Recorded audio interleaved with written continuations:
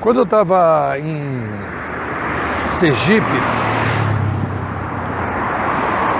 semana passada, fui fazer lá as palestras,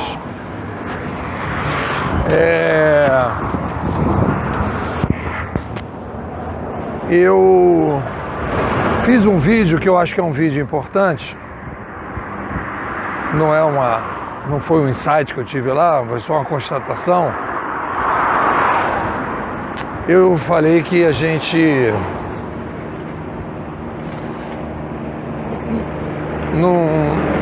encontrei um casal amigo lá e ela falou que estava lá estudando complexidade. E aí no meio lá da história eu não falei direito o que eu achava sobre aquele assunto. E depois eu pensando, complexidade não é nada. Complexidade é um assunto que é um passatempo, é um hobby. Foi isso mais ou menos o conteúdo do vídeo que eu fiz. Porque o ser humano, partindo do princípio que nós somos uma espécie animal, ainda não somos uma espécie, nós não nos transferimos para robôs, a gente precisa se alimentar e se a gente precisa se alimentar, a gente tem problemas biológicos e isso é a referência da espécie. A prioridade da espécie é essa, e tudo que a gente for fazer, qualquer coisa que a gente for fazer que não leve em conta isso, não vai funcionar. Num determinado momento, não vai funcionar. Porque vai ficar incompatível com a demanda das pessoas. Então aí você começa debates filosóficos, chega a teorias, a filosofias maravilhosas, e você vai então desenvolver teorias e metodologias, e quando chegar lá embaixo, a vida vai dizer que você se equivocou lá em cima, na cobertura filosófica, que é a sala metafísica, ou a sala estruturante, ou a sala existencial, ou a sala da identidade do ser humano, em que você se equivocou quando você respondeu quem somos. Quem somos? Somos uma espécie animal que tem demandas. Essa espécie animal, ela, por motivos particulares, conseguiu desenvolver o cérebro e criar tecnologias. Viramos uma tecnoespécie. E tecnoespécies, apesar de a gente só conhecer a nossa, tecnoespécies são as únicas que podem crescer demograficamente, porque elas têm a capacidade de reinventar o modelo administrativo que a sociedade se estrutura. Ela altera a placa-mãe, que são as mídias,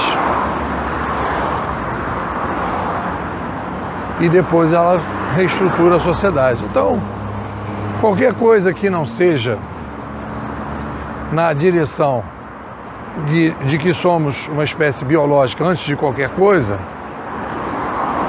vai dar nisso que a gente, por exemplo, está vendo na Venezuela.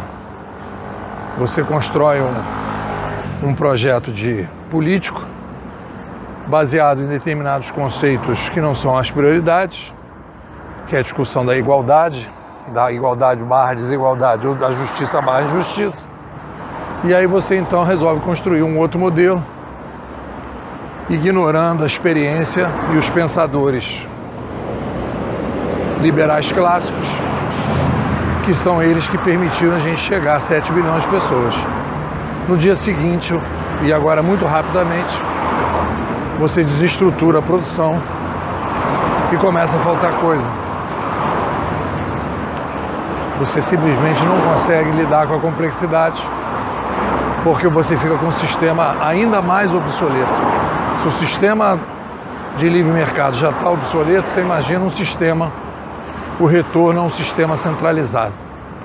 estão pagando um preço, e isso é uma crise filosófica de avaliação equivocada de quem é o ser humano. Está lá, basicamente. Pergunta para qualquer pessoa da Venezuela se eles não queriam que voltasse para o tempo em que existia uma farmácia, um lugar para tomar um café, um supermercado com as prateleiras cheias. Muito bem. Então, o que eu queria falar nesse vídeo não é isso é o tal nariz de cera. O que eu queria conversar é sobre essa questão dos problemas. Problemas levam a problemas. Problemas levam a problemas. Então, quando eu fiz a vivência, nesses 11 anos de discutir o problema, o que é o digital, causas e consequências e melhor forma de lidar com ele, eu me especializei nesse problema. Então, eu fiz um roteiro de maneira muito intuitiva, depois isso foi ganhando contornos de reflexão, e eu estava ali na briga, né? Eu acho que isso tem a ver também com as minhas opções pessoais e com o Brasil, de certa forma, também, né? Que você aqui tem que assobiar a chupacana, ainda bem.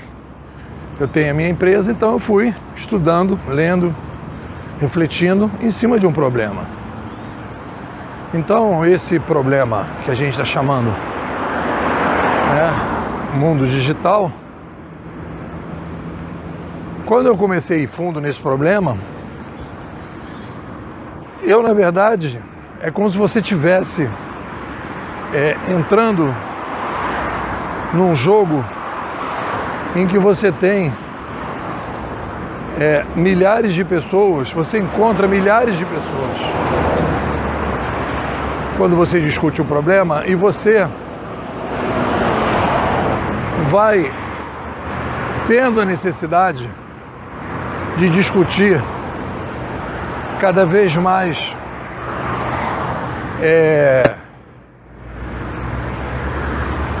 o conhecimento, níveis sofisticados de como refletir sobre o conhecimento, coisa que o assunto não te dá. O assunto te dá uma informação. Vamos supor, eu entro lá numa universidade, ganho lá uma bolsa para ficar pesquisando, e aí eu vou escolher um assunto lá, complexidade, e fico lá lendo todas as pessoas que escreveram sobre complexidade, fico lá, complexidade para fulano, complexidade para ciclano, complexidade para beltrano, faço assim uma espécie de enciclopédia da complexidade, né? E aí eu me torno especialista do estudo da complexidade.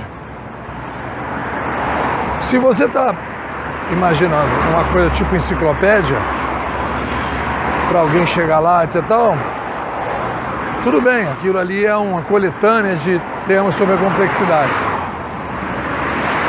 Mas aquilo ali nunca vai chegar a lugar nenhum. A pessoa que desenvolve desse jeito, a pessoa fala, ele é um especialista em complexidade. Não, ele não é especialista em nada. Ele é um enciclopedista, só isso. Ah, mas é importante o enciclopedista no mundo. Tudo bem, mas ele não está desenvolvendo conhecimento novo. Não tem condição de desenvolver conhecimento novo. A não ser que ele diga o problema da complexidade para o ser humano, para a espécie, o problema da complexidade, como nós lidamos com a complexidade, o que é a complexidade, né? E aí você tem que ter uma pergunta, e você tem que ter um cliente. Se você não tiver uma pergunta, se você não tiver um cliente, você não está fazendo ciência. Porque aí você tem que colocar essa pergunta, e em cima dessa pergunta, e na capacidade de responder a melhor maneira possível essa pergunta, e criar formas que as pessoas possam pensar melhor sobre aquela pergunta, sobre aquele problema, e agir melhor sobre aquele problema. Se você não tem isso, você não tem a possibilidade de desenvolver ciência e pensamentos novos. Porque você precisa Você precisa sair do teu ego e você precisa ir para a vida. Então, dentro da minha experiência, como é que a vida se coloca? E essa é uma discussão legal. Como é que a vida se coloca? Como é que a vida manda recado? A vida manda recado da seguinte maneira. Primeiro, ela diz para mim, através de fatos que você vai ler em pesquisas, em artigos. Começou a chover. Você vai ler em pesquisas, em artigos, você vai ter fatos em que você vai dizer, olha, criaram uma nova empresa, a empresa que criaram tal faliu, o governo tal, o país tal resolveu adotar determinado tipo de coisa, o resultado está sendo esse. Tudo isso são fatos que você então vai refletir sobre aquilo. Então esse é a primeira chegada quando você vai começar a trabalhar em cima de um problema. A segunda chegada que existe são os alunos. Quando você começa a dar aula, os alunos trazem a maneira que eles pensam sobre aquele problema. E os alunos, então, trazem para você os paradigmas existentes. E aí você começa a relacionar os paradigmas existentes com os fatos do que estão acontecendo. Aí você vai falar, tá, as pessoas estão pensando desse jeito, e aí resolvem atuar daquela maneira, e aquela maneira de atuar dá tais consequências. Então você vai começando a relacionar maneira de pensar com metodologia, metodologia com fatos, fatos com consequências, revisões das metodologias, revisões da maneira de pensar e agir. E ainda tem os clientes entram de outra maneira. Os clientes, eles vêm e dizem, olha, eu estou com esse problema aqui, você pode me ajudar a resolver esse problema? Aí você vai lá e aí você desenvolve uma metodologia e essa metodologia é aplicada no cliente e o cliente diz, não, está funcionando, não está funcionando, está legal, não está legal. Então, a vida vai te dar os recados. São 3 formas de você receber. A primeira forma são os fatos distantes, que você não estão próximos a você. O segundo são os alunos com as mentalidades existentes.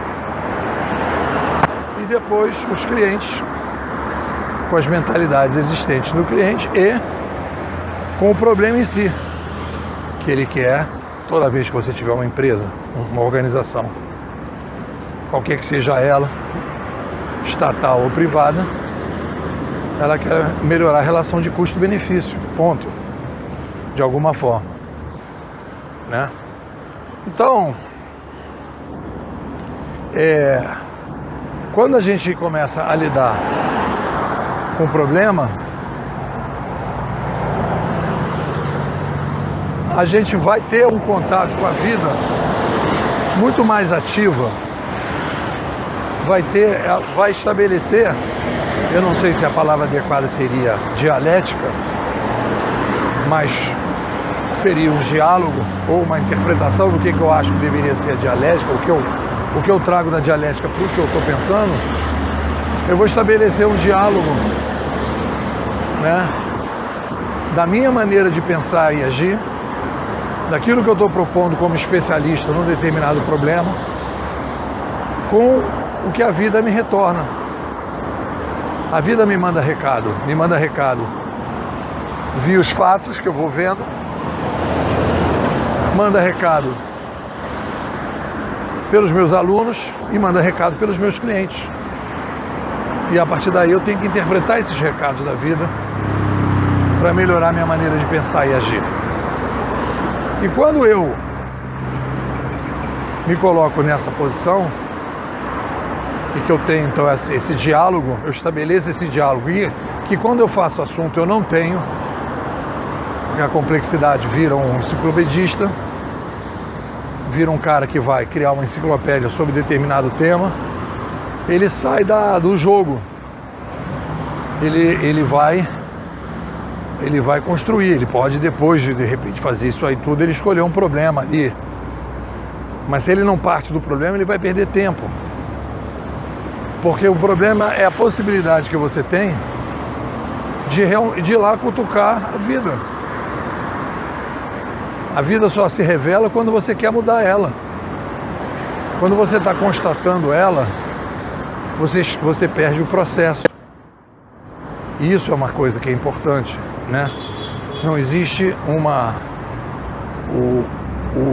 a espécie humana está em processo. Não existe uma espécie parada. A espécie humana está em processo. Ela está num processo, porque ela tem a complexidade demográfica progressiva e ela tem o acúmulo do conhecimento de quem veio, as novas tecnologias, as mentes disruptivas. Então tudo isso vai somando e a gente vai vendo que a gente é um processo. Não existe ser humano, existe estar humano. E isso é uma coisa que é bem importante. E a gente só vai ver isso nos problemas.